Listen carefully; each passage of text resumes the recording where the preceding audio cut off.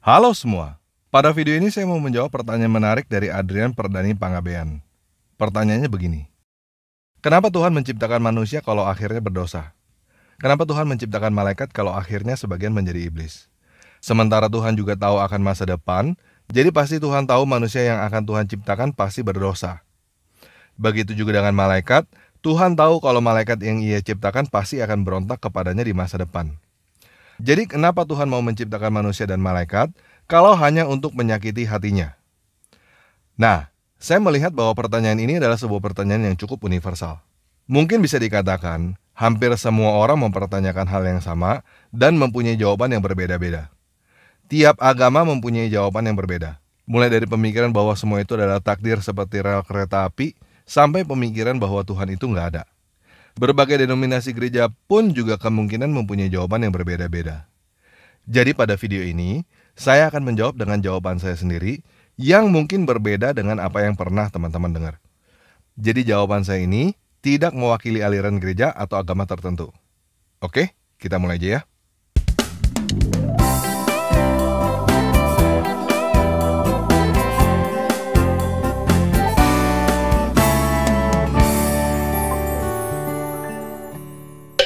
Nah, saya akan mencoba menjelaskan hal ini dengan menggunakan teknologi. Saya tahu bahwa hanya sedikit dari teman-teman yang adalah seorang pencipta, terutama pencipta di bidang teknologi, dan secara spesifik di dalam bidang software. Saya bisa menjelaskan dengan menggunakan pendekatan ini karena saya adalah seorang pencipta. Saya membuat robot dari hardware sampai software. Jadi saya tahu persis apa yang saya katakan, dan saya akan berusaha untuk menjelaskannya dengan bahasa yang sesederhana mungkin supaya teman-teman mengerti. Di mata seseorang yang tidak pernah menciptakan, biasanya punya pola pikir simsalabim, tanpa melihat proses apa yang ada di belakangnya. Di mata seseorang yang setidaknya pernah menciptakan sesuatu, seharusnya tahu bahwa menciptakan itu bukan simsalabim. Selalu ada proses. Jadi buat teman-teman yang kurang paham dengan apa yang akan saya katakan, silakan tanyakan apa maksud saya kepada teman-teman lain yang setidaknya adalah seorang pencipta juga. Oke? Nah, di dalam menciptakan software, kita membuat source code yang isinya adalah perintah-perintah. Misalnya yang sederhana adalah if A then B. Jika A, maka B. Contoh aplikasinya, jika suhu 100 derajat, maka matikan pemanas. Perintah ini tersimpan di dalam prosesor atau controller dan bisa disambung dengan perangkat lain seperti sensor suhu dan switch on-off pemanas.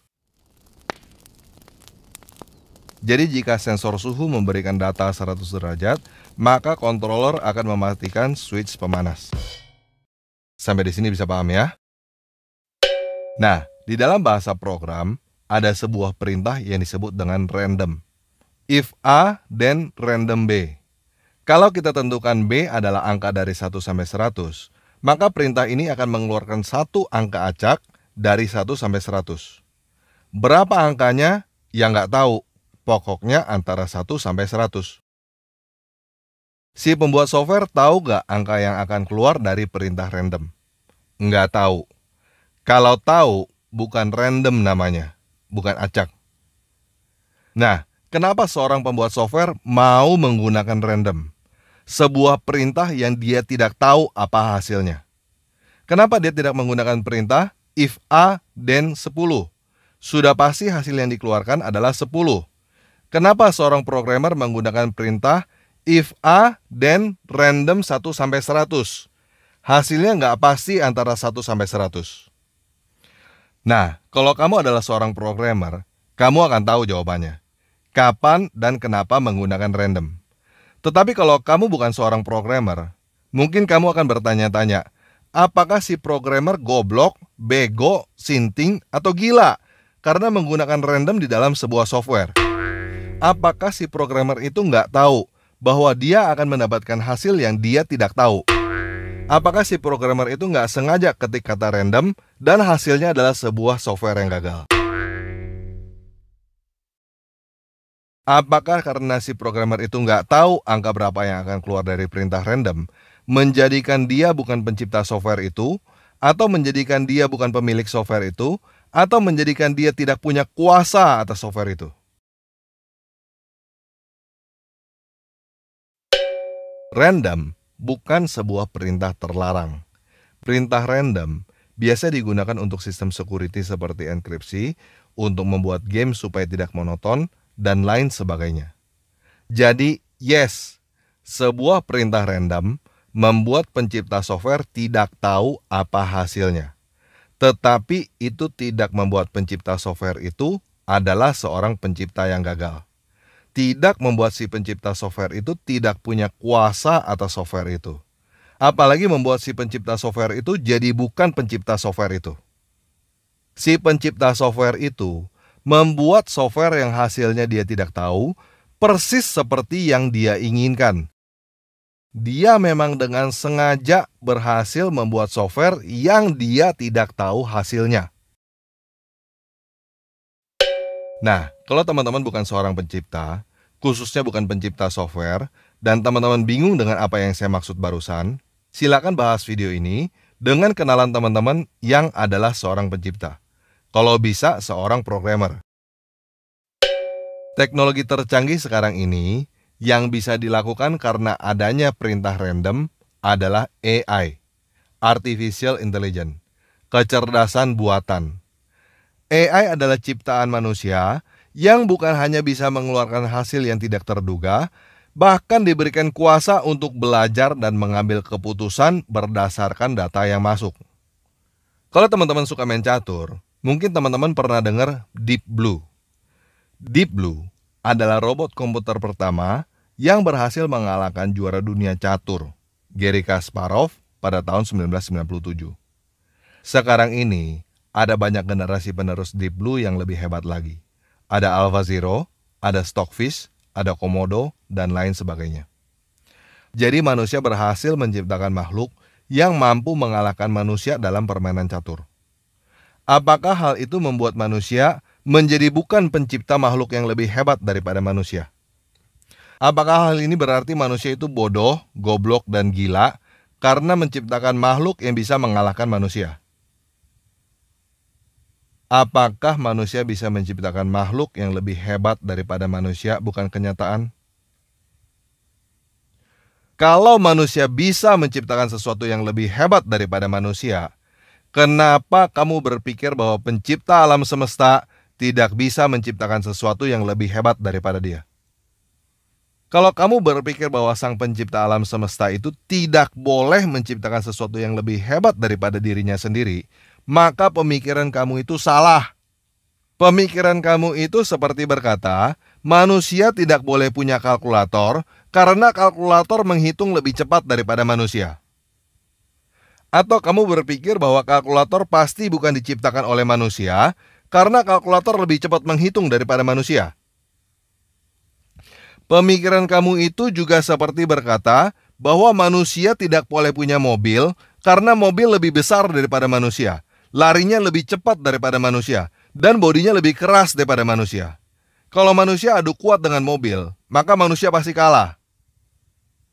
Atau kamu berpikir bahwa mobil itu pasti bukan diciptakan oleh manusia, karena kalau manusia ditabrak mobil, pasti manusia mati. Nah, teman-teman bisa paham nggak? Manusia yang tidak mau punya kalkulator, apalagi manusia yang kalau melihat kalkulator, bawaannya pengen hancurin kalkulator karena kalkulator bisa menghitung lebih cepat daripada manusia, sudah pasti bukan pencipta kalkulator. Jadi, ilah yang tidak mampu menciptakan sesuatu yang lebih hebat daripada dirinya, sudah pasti bukan pencipta alam semesta. Pemikiran bahwa pencipta alam semesta ukurannya harus lebih besar daripada alam semesta, tidak boleh mirip dengan makhluk, tidak boleh makan, tidak boleh berak, tidak boleh begini, tidak boleh begitu, adalah pemikiran orang-orang tolol yang tidak tahu apa yang dia katakan. Karena tiap hari kerjanya cuma jedukin pala ke lantai.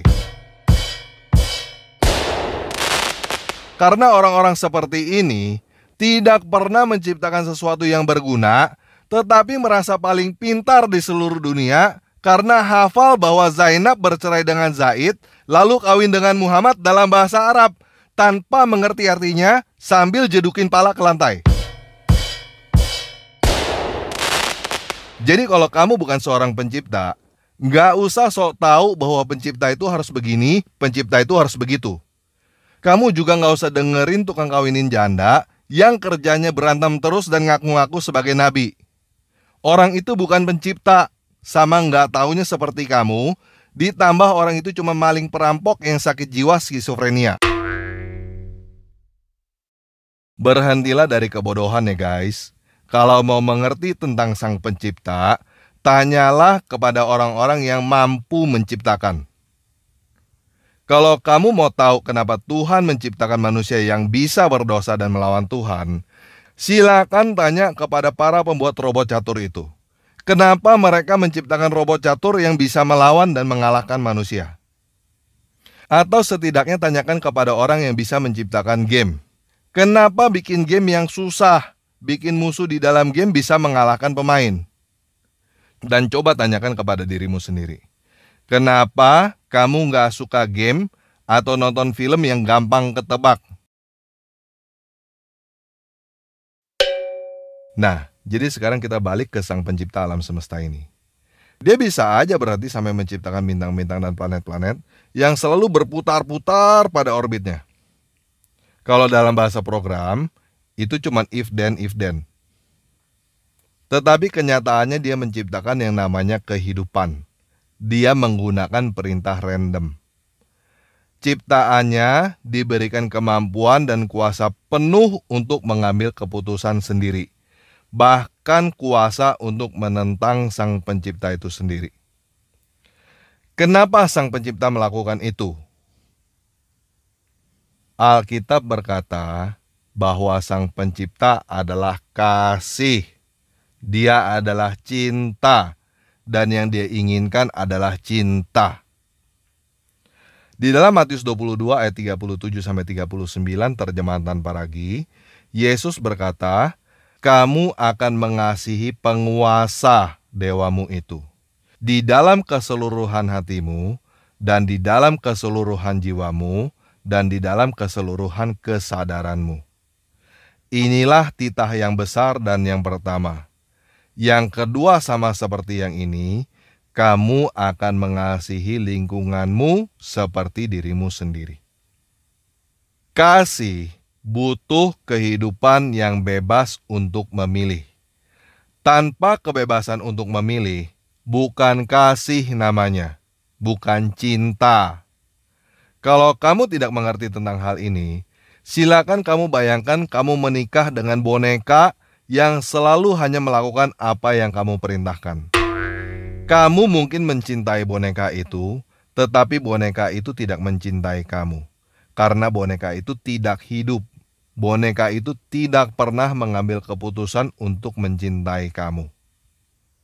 Dan cinta butuh bukti, bukan hanya di mulut, bukan hanya konsep. Bukti cinta adalah pengorbanan. Kalau kamu benar-benar mencintai seseorang, kamu akan mau berkorban untuk orang itu. Sang pencipta kita itu tidak seperti manusia picik yang tidak mau punya kalkulator, karena kalkulator lebih cepat menghitungnya daripada manusia. Yesus berkata di dalam Yohanes 14 ayat 12, sesungguhnya barang siapa percaya kepadaku, ia akan melakukan juga pekerjaan-pekerjaan yang aku lakukan. Bahkan pekerjaan-pekerjaan yang lebih besar daripada itu. Dan jika teman-teman baca Alkitab, teman-teman akan tahu bahwa pada saat pengadilan akhir nanti, dia akan membangkitkan semua orang. Kemudian dia akan memisahkan orang-orang yang terbukti mengasihi dia dan yang terbukti tidak mengasihi dia. Yang terbukti mengasihi dia akan hidup abadi bersama-sama dengan dia. Dan yang tidak mengasihi dia akan dibuang ke dalam kebinasaan abadi. Jadi, semua ini persis seperti apa yang sang pencipta itu inginkan sejak semula. Termasuk makhluk-makhluk yang melawan dia. Seperti seorang pencipta game menciptakan karakter-karakter hebat dan diberikan kemampuan untuk mengambil keputusan random yang tidak diketahui oleh pencipta game. Karakter-karakter itu mampu mengalahkan sang pencipta game bila sang pencipta itu ikutan main game. Semua itu persis seperti apa yang si pencipta game itu inginkan sejak semula ketika dia menciptakan game. Dan dia sudah mengambil keputusan bahwa karakter-karakter random yang membantu dia akan diselamatkan. Karakter-karakter random yang menentang dia akan dibinasakan pada saat game over. Oke, sekian video kali ini. Yesus Kristus penguasa kita memberkati.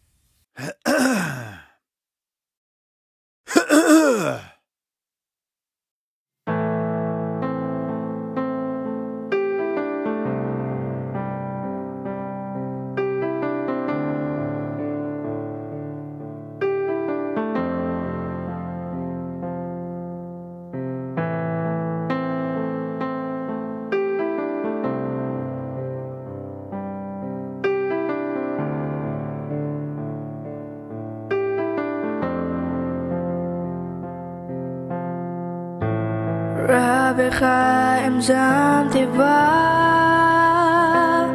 אתה חזק כמשערה, הושע כל בועז יפי, אפתח בך, אתה מרים אותי, אתה מרים אותי גבוה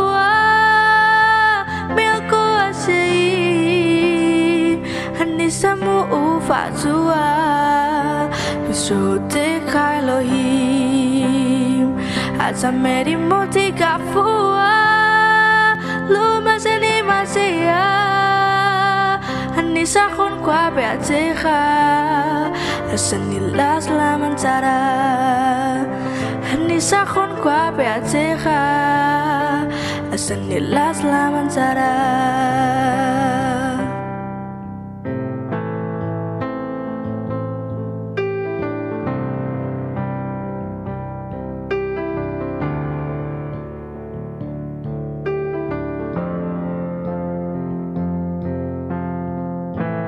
Padamu ku berharap